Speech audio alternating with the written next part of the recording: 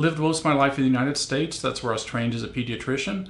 And then we came to visit Singapore as a family about 16 years ago and loved it and thought this would be a wonderful place to eventually move to become a doctor here. So I've been here now for about 8.5 years. I've had my own clinic here for about the last 7 or 8 months. It's going wonderfully well and we love it.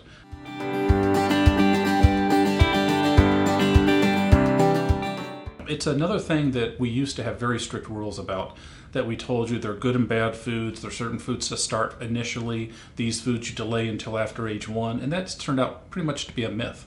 The only food we know to avoid till age 1 is raw honey because it has the risk of botulism, but pretty much everything else is okay.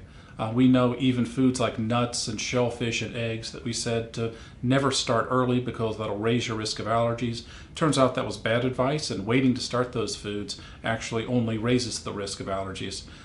We do worry about allergies. It's probably the most common thing with foods that we hear about is concerns that if there's a rash, that it's an allergy, that it could be something, because some allergies are life-threatening that parents get really worried about. What we'd say is the signs that are of concern, primarily it's breathing problems, immediately vomiting after a food, developing a diffuse rash across your body that looks like welts. Those are signs where we'd say just to stop the food and don't introduce it again until you've talked with your doctor. A lot of kids will have rashes around their mouth with food. That's caused by the food itself, by saliva. It's closer to eczema or dermatitis than it is to an allergy, and that we'd never worry about. But if there's any concerns, we tend to be cautious. We'd say avoid the food for at least a month, and then talk to your doctor about doing generally skin testing to see if it's a real allergy, because it can be very difficult to diagnose allergies. Some kids have allergies that show up differently than others, but definitely any breathing problems, immediate vomiting, or if your child develops a rash right after a food, that's something to let your doctor know about.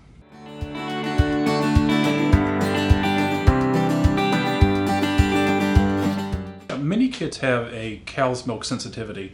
An allergy is something we see occasionally, but more often there's a cow's milk intolerance where it just upsets the stomach. Your child can get constipated, they can just not feel well with milk, it can cause stomach cramps, and that's extremely common, especially in East Asia. Goat's milk is nutritionally very similar, but what it has is parts of goat's milk are more easily digestible. So many children who can't tolerate cow's milk, because of the nature of the size of the fat globules, because of the nature of the various proteins and other nutrients in that it is something that is better tolerated. It's not always that way, but it is equally safe overall, and it's something where if you want to continue a milk and your child does not like or does not tolerate cow's milk, then goat's milk is a good choice.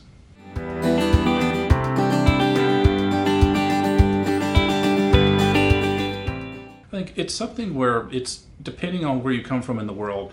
If you're Western European, generally genetically you can tolerate cow's milk well. In Southeast Asia, East Asia, Africa, there's much more of a sensitivity to lactose and cow's milk proteins. So then it's probably a third to half of all kids just don't do well with milk.